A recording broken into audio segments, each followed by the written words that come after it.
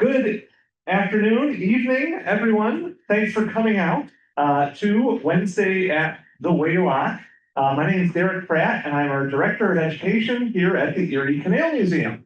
Thank you very much for joining us today, and thank you to the Winifred and DeVillo Sloan Family Fund for supporting our lecture series this year. Thank you as well to the Erie Canalway National Heritage Corridor for their funding for Wednesday at the Waylock, which is what made this whole night possible.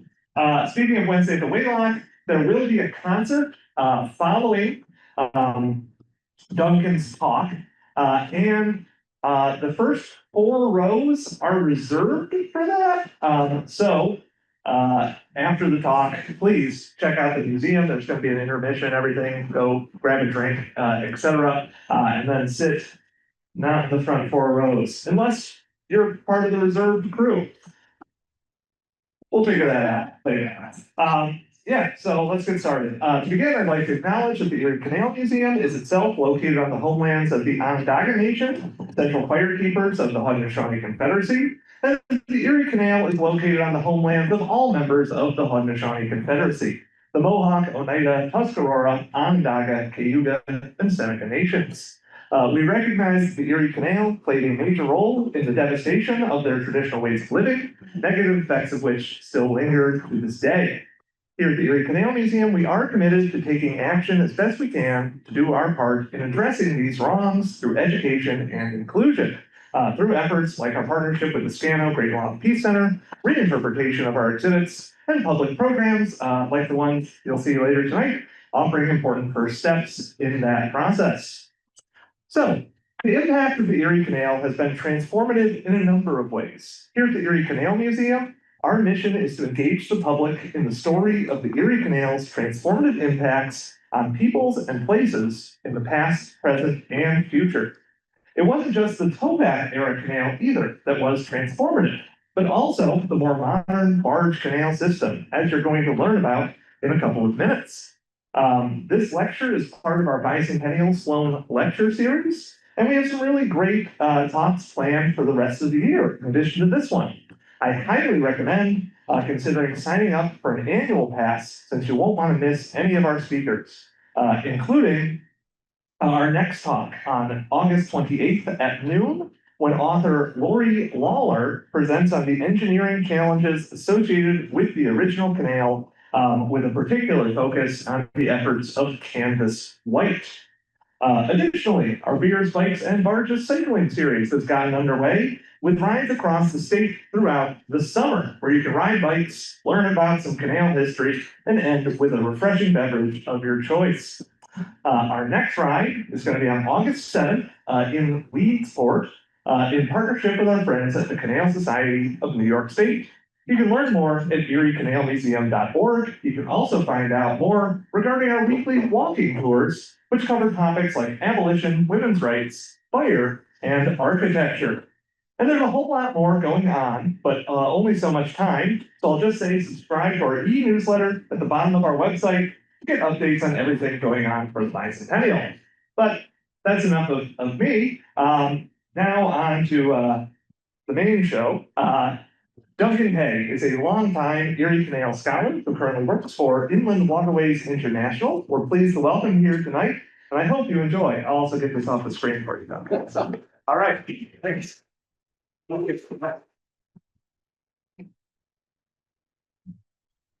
So, thank you, and welcome, and to those, it's up to like 23 people out there in Etherland. And I want to start by sort of acknowledging, I just tell the stories. The people who are really behind this, I want to thank Craig Williams, the president of the Canal Society of New York, and Mike Riley, president of the American Canal Society, because they've done a whole lot more research on this more recently than I have, and were generous enough to share images and their research information, without which this wouldn't have happened. Well, we're, as Derek said, next slide. So, we're coming into our bicentennial year. Actually, we're concluding the bicentennial because in 1825, the Erie Canal opened end to end. And there was a great deal of attention in 1825 about what a heroic achievement this was. And it was, but it wasn't all that original. I mean, people have been building canals for a very, very long time. The Chinese built the first canal between drainage basins and opened it 2,400 years ago. So, Leonardo da Vinci came up with miter gates, what we see on every lock today, when he was working for the Duke of Milan around 1497. So if you look at his sketch in Codex Atlanticus, all it needs is balance beams, and it would look right at home on any lock.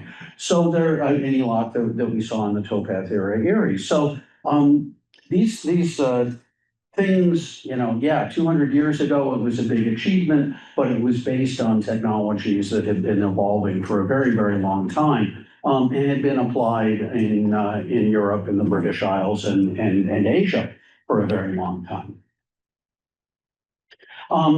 First application we have in New York State in a systematic way, of course, is the Western Inland Lock Navigation Company, which worked to improve navigation on the Mohawk River in the 1790s by building short canals and installing wing dams on the river. They also borrowed technology. William Weston was a British canal engineer who consulted with the Western Inland Lock Navigation Company. Philip Schuyler, who was the principal backer behind it, had visited England in the 1760s. So 30 years later, he starts putting what he saw there into practice here in New York State. And this recently came to light, a drawing by Marquis and Barge Brunel. You've probably heard of his son, who is a lot more famous, Isambard Kingdom Brunel. But Marquis and Barge got out just ahead of the French Revolution, came to New York State and worked with the Western Inland Lock Navigation Company. This is a device for lifting stones out of the riverbed that he designed. So again, a fair amount of exchange. But when we get to talking about a cross-state canal, there's that very famous quote by Thomas Jefferson that they think of building a canal 350 miles through wilderness is little short of madness. This was how Jefferson rebuffed the appeal by New Yorkers to provide federal funding for the canal. But Jefferson was no stranger. When he was U.S. envoy to, or it was before there was a U.S., when he was American envoy to France during the American Revolution, he toured the Canal de Midi, which linked the Atlantic to the Mediterranean. He toured it end to end. This also just came to light 2 weeks ago, a drawing by Canvas White. Canvas was an American who was dispatched to England as the work began on the Erie Canal in 1817 to see what current best practices were. And this drawing has just appeared. It appears to be a Clinton Stitch era, an original Erie lock, but it incorporates a number of features that were then current in England that were not widely adopted here in the New York system. So if it's not so much an engineering challenge, it really was a construction challenge. 363 miles through largely unsettled territory was an amazing accomplishment between 1817 and 1825, but it was building upon technologies that were pretty well known. And as we all know, the Erie Canal opened the interior of the continent, the Great Lakes states, and adjacent portions of Canada to settlement and commercial agriculture and industrialization. Erie was so successful that 10 years after it opened, the movement began to enlarge it. And the enlarged Erie Canal had two lock chambers side by side. They were larger, they were wider, they were deeper, the channel was deeper to accommodate increased traffic. And there were additional, well, that perhaps peculiarly, there were additional enlargement proposals throughout the 19th century for bigger locks, and for more ambitious engineering, maybe a big long aqueduct across the Montezuma marshes and across the Seneca River to allow Lake Erie water to continue to the summit level here in Syracuse, or possibly cut 100-foot deep trench so that you could do away with the road and summit level, the drainage divide between the Mohawk and St. Lawrence basins, do away with that entirely. None of those panned out, but certainly people were thinking and talking about and proposing changes throughout the 19th century. Well, we had a new actor that appeared first in 1831 when the first locomotive appeared on the Mohawk and Hudson Railroad. And initially, these were seen as the railroads and canals were seen as complementary because this short train trip between Albany and Schenectady allowed or allowed people to circumvent 18 locks that climbed around Cohoes Falls, a trip that could take a full day. But as things, as short lines across New York State got connected end to end, by the 1850s, you got the New York Central system. By the 1870s, they're to Chicago and on, and the Transcontinental Railroad was completed in the 1870s. Well, with that, you begin to see, while you've got great transportation connectivity, these are all run by private companies. And there's this growing apprehension, fear about the monopoly power of railroads and what effect they were having on the American economy. And the people that owned those railroads and the other big businesses. So this cartoon of a millionaire, monopoly millionaires divide the country. You've got Cornelius Vanderbilt and Jim Fisk, and off in the background, you've got Russell Sage dangling sealed proposal for the purchase of Europe. Sounds familiar. Yeah, you know, maybe it could be a golf course. Oh, sorry. Or bosses of the Senate, where the Steel Trust and the Copper Trust and the Whiskey Trust and the Oil Trust have their own entrance to influence politics. But you can see up in the background, the people's entrance is closed. So this starts an interesting debate here in New York State. And it continues through the 19th and into the early 20th century, when the argument is that to counteract the monopoly powers of privately owned railroads, we need to reinvest in the state-owned canal system. And the argument was, you know, if the railroads get too monopolistic, if they raise their prices too much, somebody can always put a boat out on the canal. So this is the true public works argument, and it gets amplified during the 1880s when in the early 1880s, New Yorkers voted constitutional amendment to abolish tolls on the canals.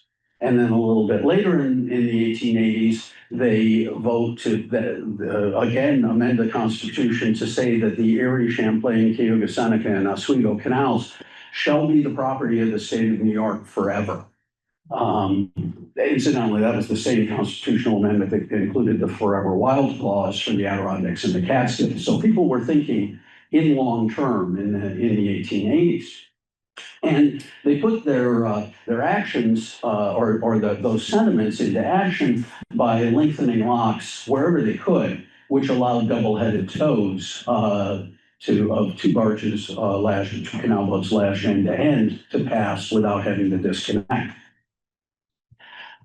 Elsewhere in the country, there's a growing ferment for deep waterways. In the Great Lakes states, the farmers and manufacturers in the Midwest are saying we need an even better connection to the Atlantic. And there are multiple congresses and commissions set up to propose deep waterways. New York's response to that was the $9 million improvement of 1895, where they set about lengthening the locks that hadn't been already and deepening the channel. And they did this not by digging down in most instances, but by building the banks up and putting additional coping stones on top of the lock chambers. Things got off to a bang in 1895. and came to a grinding halt about 18 months later when the scandal erupted that contracts were going to favored individuals, people with personal contacts. The work was poorly done, and it was your basic. It was a scandal, and what it risked doing was bringing down the Republican machine, which had controlled New York politics since the Civil War. It threatened to topple those people in power. And so Thomas Platt, who controlled the Republican machine, said, we need something that makes us look a little better. That turned out to be Theodore Roosevelt. Boss Platt, Senate emissary, TR and the Rough Riders were literally just getting off the boat and going into quarantine from returning from Cuba at the end of the Spanish-American War. And they were in quarantine in a camp out on Long Island, and Boss Platt sent an emissary out saying, we want you to run for governor. Roosevelt already had a reputation as a reformer, and Platt thought that would kind of buff up the image for the tarnished party.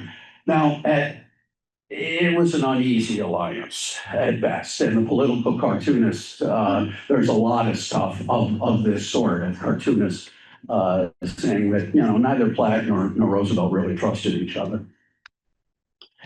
But he jumped in with enthusiasm, and so Puck says this is 3 days after he was sworn in as governor. Puck says, Happy New Year. Now we got some work to do.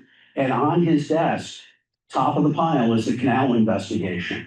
And right underneath it is civil service reform.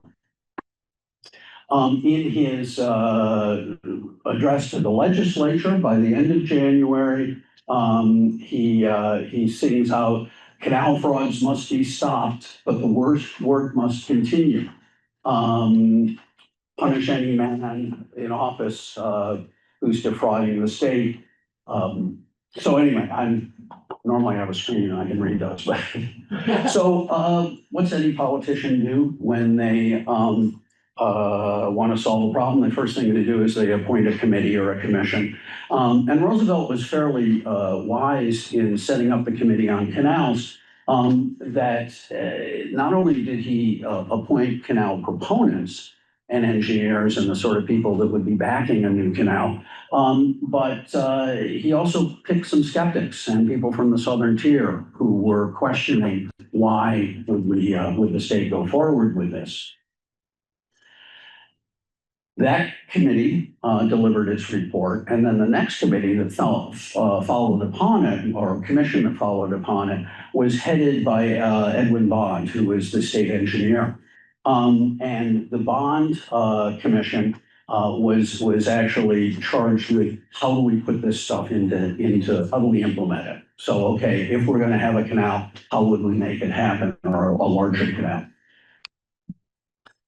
And Bond and his people took a radically different view than what had come before.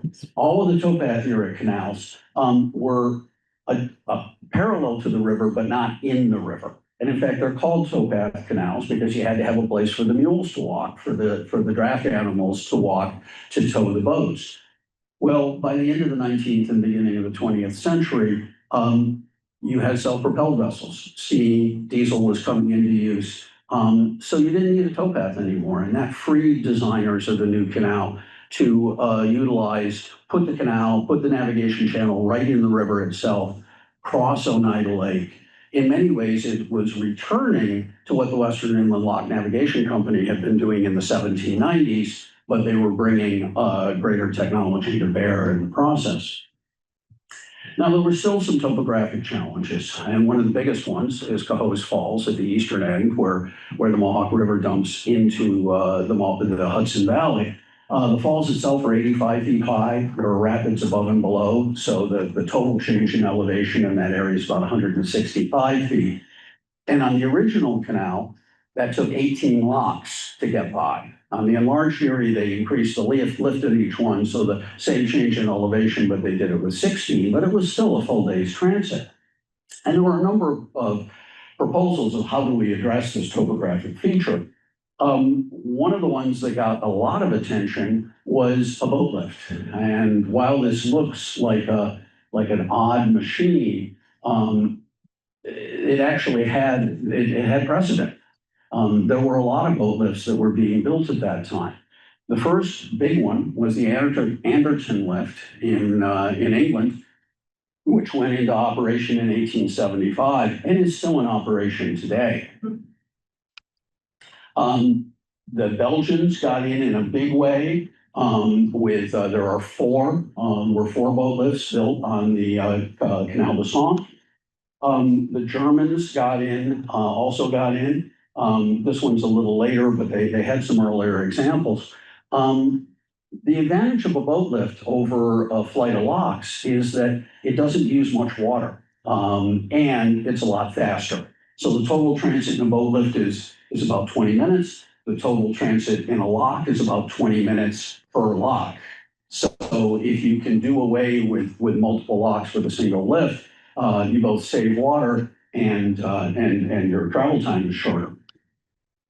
And we have an example close here that was built at about the same time as the Barge Canal. Peterborough Lift Lock up on the Trent Severn, north of Toronto, which is also still very much in service today. Well, that was one set of alternatives that Bond and his team considered. The other one was looking at the far side of the river, what would be the right-hand side of the screen in this view, at that shale cliff, a Greywacke cliff.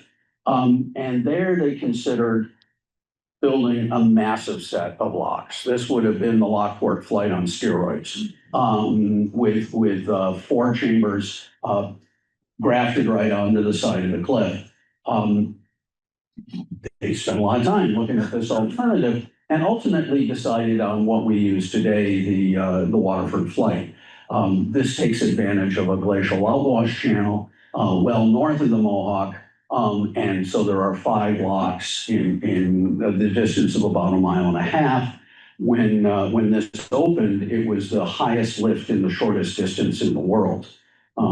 That record didn't stand for long, but at any rate, it was something to boast about. And here you're looking at locks 4, 5, and 6 of the flight. Similar debate out in the western end of the state, where the Lockport flight climbed up the Niagara Escarpment. There had been a staircase of two sets of side-by-side locks since 1825, since the opening of the original Erie. This is the enlarged Erie set. And again, there was a proposal to build a boat lift there to do away with the Lockport flight. That also didn't really pan out. And what happened was the state built, they took out one row of chambers, replaced 5 locks with 2 higher lift Barge Canal locks, which are what you see if you go there today.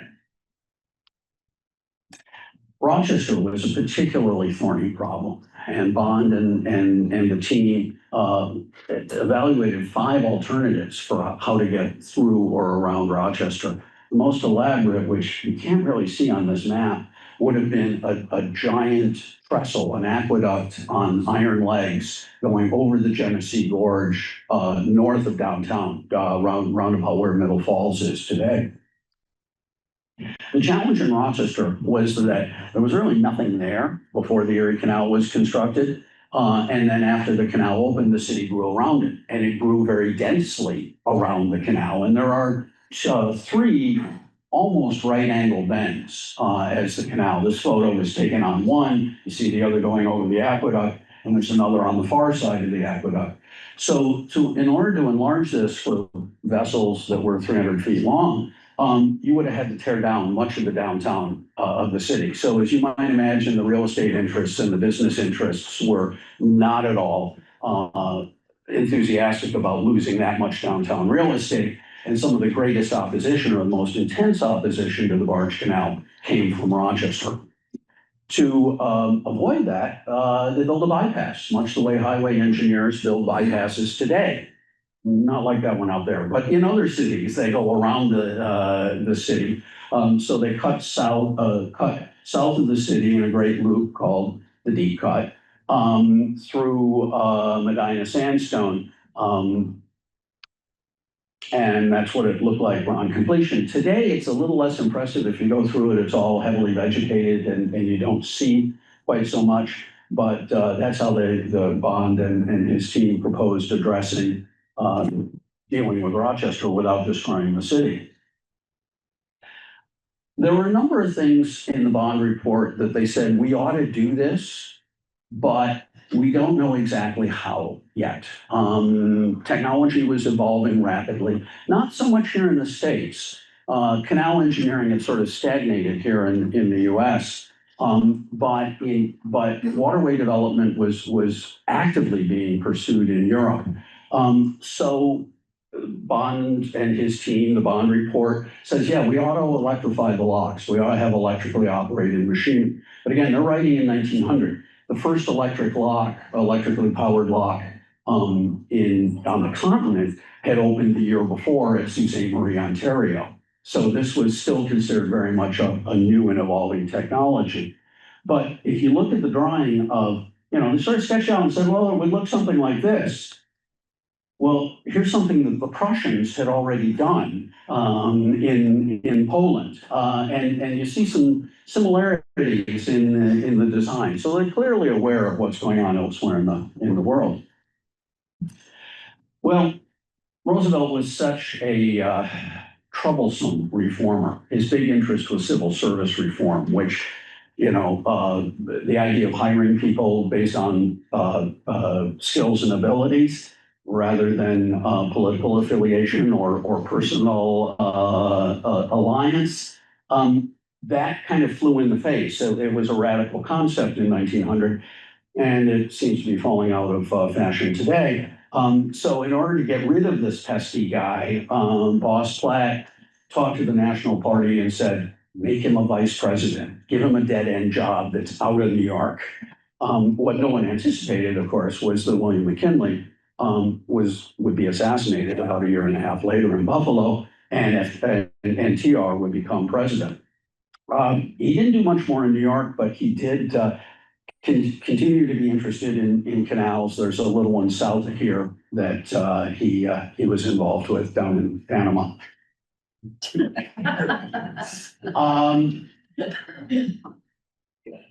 Roosevelt's successor as governor was not as enthusiastic about building a barge canal, but surprisingly, the voters were. And so in 1903, the legislature passed the Barge Canal Act, which authorized $101 million in a bond issue of $101 million. But that required ratification by the voters. And remarkably, they did. Now, the biggest support came from the opposite ends of the system. Buffalo, where grain was unloaded, Midwestern grain was unloaded off of lake freighters and transferred to canal boats. And New York City, where it was then unloaded off of canal boats and put onto ocean-going vessels for distribution along the Atlantic seaboard or to Europe. Places in between were a little less enthusiastic, and certainly the southern tier, you get things like vote no. These people had recently been burned by the $9 million improvement. They were very, very skeptical and in fact outright opposed. And if you look at this is a county by county map of how the referendum fared in 1903.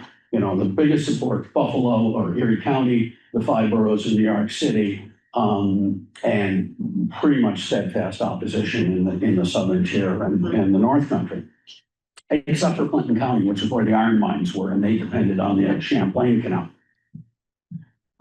But nonetheless, the referendum passed, and the state engineer's office began the serious design work on the things that the Bond Commission had said, we ought to do this, but hadn't filled in the details. And it was going to be a big canal. It was going to be 10 times the capacity of the previous one. Now, one of the big challenges was, what are we going to do in the Mohawk River? It's okay to say that you're going to put boats in the Mohawk River, but there are rapids, there are inclines. It's not a simple task. And so the state recruited a young guy named David Alexander Watt, who emigrated. He was born in Britain. He emigrated to Florida, of all places, just after getting out of college, and kind of worked his way up. He had worked for Army Corps of Engineers projects and river projects. And in 1903, he and a co-author published a book called The Improvement of Rivers. So the state reached out and they hired him first as a consultant and then as a staff member. And they sent him to Europe, where he examined what current practice was in river improvement. Now, there had been movable dams. The bond report said, yeah, we should use movable dams. We don't know exactly what kind, but we should use movable dams because the Mohawk is prone to flooding. And putting in permanent dams, fixed crest dams, would only exacerbate the problem. Since the 1870s, the Army Corps of Engineers had been using this design on the western rivers, the Ohio River and its tributaries. It's a complex looking mechanism. Here's a bigger one. But the idea is that when the water gets high, you can simply trip those props and the whole thing would fold down into the riverbed. And that was because those rivers, the operators, the steamboats and the barge operators who were operating on those rivers, they regard locks as an inconvenience. They really wanted to run the river as much as possible, and they used these dams to extend the season into the dry periods of the year. And that was why the emphasis was we want something that's going to fold down into the river and not cause an obstruction when we can do it, when we can use it. So in the spring, the fall of 1905, Watt goes to Europe and he tours all over in a period of about 2 months, examining what was being done in European river practice. And one of the ones that was commonly used were these so-called trestle dams, where again, these things fold flat down into the riverbed during high flows. But then you can see these guys with a chain and a winch hoisting the trestles up into place, and then something is placed on the upstream side to form the dam. This is one still in service, designed by a French engineer in what is now Serbia. There were a couple of ways of putting something on the front of the dam. You either had panels those were called buhl gates after the French inventor, or another version were these curtain dams, which rolled up like a theater curtain or a movie screen. There's a chain that goes around it. There's a series of slats of wood that are then wound up to allow the water to flow if you need to adjust. The Germans were very popular, very big proponents of roller dams, where you've got a big metal cylinder, big iron cylinder that is hauled up an incline to allow water to flow underneath. There were a lot of these being built in Europe at the late 19th, early 20th century. But the one that really captured Watt's imagination, and he had known about this when he did the book in 1903. So 2 years before he went to Europe, he was corresponding with the engineer who built this dam in Bohemia. Bohemia is now part of the Czech Republic, but at that time it was part of the Austro-Hungarian Empire. And this was a dam where that was based on a series of struts and panels that were suspended from an overhead bridge truss. Here they are being installed. The panels they're hinged above and they're lowered down into the riverbed. And then those are the legs or the struts, and then the panels are lowered to block the water and create a dam. Now, there are many who have looked at this photo, including Tom Grasso, and said, you know, we need uniforms like that for our lock operators here on the canal. We need the double-breasted coat and the hat. And there's this tendency, because of the visual similarity, to say, oh, this is exactly what they did on the Mohawk. Not exactly true. This is where the adaptation came in. Watt really liked the configuration of the struts and the panels, but there was a problem with them that they rode up and down on the uprights. There were rollers and the panels, each panel joined at the upright. So while this, at first look, this is on the Mohawk, looks like, let's go backwards. Yes, looks like that. There's a subtle difference. These dams, by the way, operate, this is how they look in the summertime, during the navigation season. In the winter, fall, winter, and spring, the panels are hoisted, then the legs are swung up against the underside of the bridge, or underside of the truss, using chains, and that allows ice and floating debris and propane tanks and mobile homes and whatever else is coming down the river, pass unobstructed. Here's another view of the dam on the Moldau, and you'll notice the panels are riding up and down on the legs. Well, it became very difficult to get a watertight seal because there's all this stuff. There's rollers, there's panel joints, there's all this. It's a very difficult thing. So once they deploy the panels, they throw in straw, and then once that's sort of based, they throw in horse manure, and they do whatever they can, sometimes rags, to try and plug the gaps. Well, the simple modification that Watt made was he actually made the panels join in the middle.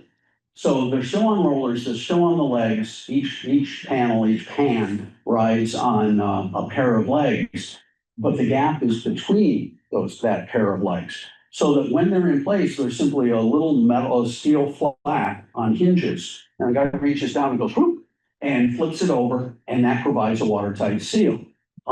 So again, it wasn't a direct copy of the Moldau. It was actually a sort of an interesting adaptation and modification.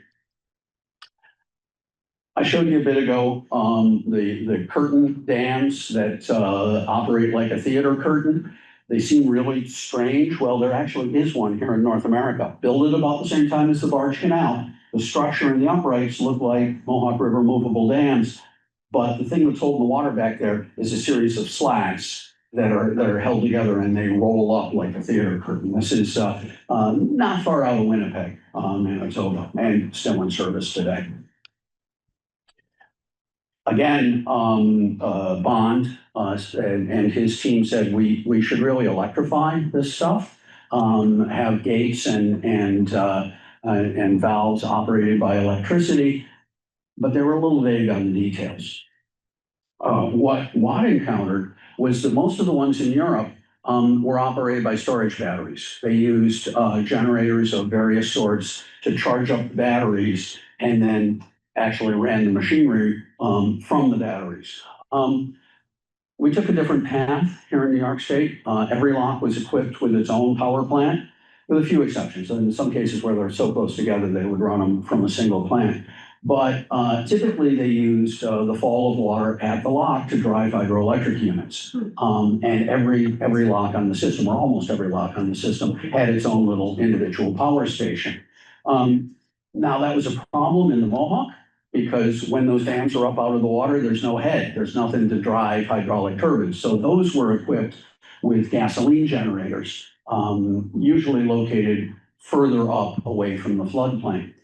The Mohawk requires a lot of care, and part of what they did was, water and electricity don't mix. We were all taught that since elementary school. And so what they did was put all the electrical equipment, the switches, the motors, and all of that stuff up high in these towers. You see these concrete towers called cabins at each of the four corners of a Mohawk River line. That's where the electrical stuff is. That then drives gears and shafts, which are just heavily coated with grease, and they go down and actually move the gates and the valves. Concrete was something else that Watt was asked to evaluate, the use of concrete. And he came back saying they don't use it. This was not the first series of concrete locks in the US. Those actually were the Hennepin Canal that were built by the Corps of Engineers about 1900. But this was certainly the largest application of concrete for hydraulic structures for locks. And there was a lot of controversy about this because the stonemasons and the bricklayers and the stone and the quarry operators had gotten very used to supplying the state of New York with dressed stone for building and extending locks. So there was a fair amount of skepticism and opposition, would this stuff stand up to freeze thaw cycles? What Watt found during his tour to Europe was they weren't using concrete. They were using brick and small stones. One of the comments that he makes is it seems that the stones only that they won't use anything bigger than what a man can carry. So they weren't using materials handling equipment to the degree that was quite common here in North America. The Europeans were very skeptical about the ability to build a lock that with a 41-foot lift, Lock 17 at Little Falls. They were afraid that it simply couldn't withstand the pressure. But New Yorkers went ahead and built one anyway. It has stood the pressure. It's still there and still operating today. And wouldn't you know, about 3 years later, the French built one that was even higher. So there was a difference between skepticism and practice. One of the things that was implemented widely, again, the Europeans were very much concerned about water conservation, particularly in summit level canals where the water drains out from both ends of the summit level. So they in a lot of locks, they had these side ponds where when a boat is going down in the lock, the top part of the water drains off into a side pond. And then you use that water when another boat is coming back up to fill the bottom half of the chamber. So you're not emptying and filling and emptying a whole lock's worth of water all at once. And it's a technology that's still seen today. The Panama Canal, the new Panama Canal, the one that just opened a few years ago, has side ponds on their locks, again, because water conservation in the summit level is a real issue. There's one instance where that was used here in New York at Lock 17. They built a side pond for that unusually high lift lock, that 41-foot lift. I don't know how long this actually operated. It's a parking lot today. But there was this idea that you could conserve water by draining the top half into a side pond. Now, there's one canal for all the sort of investigation and the active stuff. And by the way, David Watt's reports, there are a series of letters at the State Archives, and he was reporting every day back to Albany about what he was seeing and what he saw. And then he, on the trip back, he typed up a report which sort of combines those observations. And then there's a published version that takes out the snarky comments that appeared in the annual report of the state engineer. The letters are great. The letters are really fun because they've got little sketches and commentary. But that was all Europe and the British Isles. For some reason, this canal was being built at exactly the same time, and nobody talked about it. And I think it was a geopolitical thing. The Sloan Canal bypasses rapids on the St. Lawrence River. It's a little ways west of Montreal. It was superseded by the St. Lawrence Seaway in 1959. But if you look at those locks and you look at what they were doing, it's a lot of the stuff that the bond report was talking about, but they never acknowledged. Electrically driven gates and valves. And son of a gun, look at those little Y-shaped handles. If you go to any lock on the Barge Canal, you'll see those same Y-shaped handles, or V-shaped, I guess. They're usually hanging on the wall. They're there in case in the event of a power failure. So there's a lot of similarities, but they just aren't talking about them. There's a hydroelectric plant. Now, they worked with a single hydroelectric plant and distributed, it's a fairly short canal, so they distributed power in each direction. But interestingly, the guy who designed the turbines and hydroelectric generators for this plant also designed the equipment that was installed at Mechanicville 2 years before. So Mechanicville on Champlain Canal, exactly the Canadian plant's only got 2 of these units. Mechanicville has 6, I think. But same guy. And you could tell that the business people were aware of what was happening. You know, we also often point to the inland waterways line, international ILI. This is ILI 101, more recently known as the Day Peckinpah, and it was the first of a fleet of 5 boats built in Duluth. And everybody heralded them as the first boats built specifically for barge canal dimensions. Well, they would also fit through the Sloan Canal and through that version of the Welland Canal. So I think the shippers were hedging their bets and building something slightly undersized, slightly less than what you needed for barge canal dimensions, so that in case this New York scheme didn't pan out, there were still other ways to get to the sea. Barge Canal System was designated a National Historic Landmark in 2016.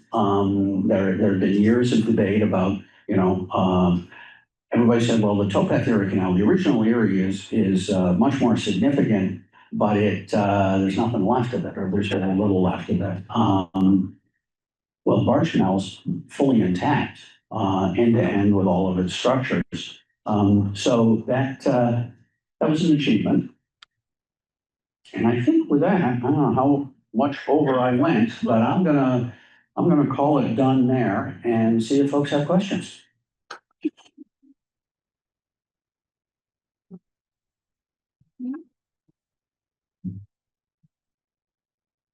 Way in the back. Is there any reason in particular why they didn't go with the Gold's design, the larger caps, Why they did not go with the which? the boat lifts, rather than The boat lifts.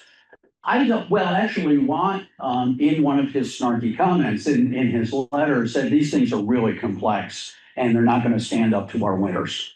I think he observed one of the ones in Wallonia in Belgium. He said this thing only operates during daylight hours. It's only broken down 3 days in the past 6 years, but it takes 8 men full time to keep it in operation. So I think it was kind of a case of, well, given our climate here, we'll go with something we know rather than something that was more complex. So there was this general sense that, yeah, they're interesting, but a little complex. I mean, there are interesting things. If you go up to the one on the Trent Severn, it's all much like a lock. It's all gravity. The one on the Trent Severn, and I think it's this way in the ones in Europe. When the chamber comes up, it stops about a foot lower than the channel above. And then they lock it in place. And then they fill the last foot of the chamber, which makes it heavier. The boat goes out. Now the thing is counterbalanced and it goes down and the other one stops about a foot from the top. So they do this all, they're interconnected pipes and big hydraulic cylinders. And operating entirely by gravity with no mechanical intervention other than a valve or a couple of valves.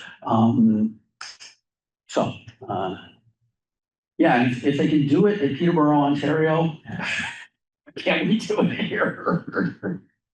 Yeah. Other questions? Yeah. Well, thank you for your talk. It's really fascinating. When, I guess it's kind of 2 questions. When the canals were being built, was there any consideration or from the public about the ecological impact of the canal system? And for the unforeseen consequences of the canal system? Because I read a while back, I read a book called The Death of the Life of the Great Lakes. Mm-hmm. And it really kind of talks about, the change in, the fish and all the stuff that, stuff coming out of, elsewhere to what it did to native species of fish and things like that. Yeah, I don't think they were that aware of it. And I mean, there's a story when they first opened, 1825, when they first opened, that some big fish came from Lake Erie that people had never seen before into the channel. The big impact was when they opened the St. Lawrence Seaway in 1959, because then ocean-going vessels could go directly from wherever they had originated into the Great Lakes. And some of them had taken on ballast water in other freshwater bodies, carried it across the Atlantic, discharged it when they took on cargo, and with it, all sorts of things that had been in that ballast water. And that's when we get things like zebra mussels and some of the other stuff that we're living with the consequences of today. But I don't think there was a lot of environmental awareness, even in 1900, 1905, about what this was going to do. Although it's funny, the other half of my job was working on hydroelectric projects, and we used to drive to settlement negotiations here in Syracuse from Albany. And since I had a government car, we had guys from DEC and New York Rivers United and all piled into the car, and I'd be driving. And every time we went that stretch of the thruway up through the Mohawk Valley, Bruce Carpenter, who is the director of New York Rivers United, would look out at the movable dams and say, "I can't wait to get rid of those things." Because, well, you saw the water's high in the summer, in the navigation season, and low in the winter, and it's kind of a dead zone in between if you're there in the winter. So if you're a river ecologist, yeah, it's a horrifying thing. And of course, it made for some interesting conversations because Bruce wanted those things gone, and I'm fighting to preserve them. But yeah, yes. What, if anything, sustained the existence of these canals in New York State today? Is it commercial use? There is a little commercial use, mainly stuff that's simply too big to move by road or rail. And so you see things like wind turbine parts going. Well, General Electric has a big plant in Schenectady. They make steam turbines and gas turbines there. Can load them onto a barge, ship them to Oswego, up through the Great Lakes, unload them at Duluth. And once you're out at Duluth, the railroad tracks are further apart and there aren't any overhead bridges. And so they can move stuff there. So the commercial traffic that you see is specialty cargo, what they call project cargo, that's simply too big to move by road or rail. But other than that, no, it is, most of the traffic is pleasure boating. This system is part of the Great Loop. That is about 6,000 miles of interconnected waterway that goes throughout the eastern US and Canada. And you'll see a couple of hundred Great Loopers at a time doing that circuit. You can also see people in canoes and kayaks and what have you. That's a whole different slideshow talking about that. Thanks, Duncan. I think. Okay, you guys got music ahead. You need, Yeah, well, thanks a lot, yeah.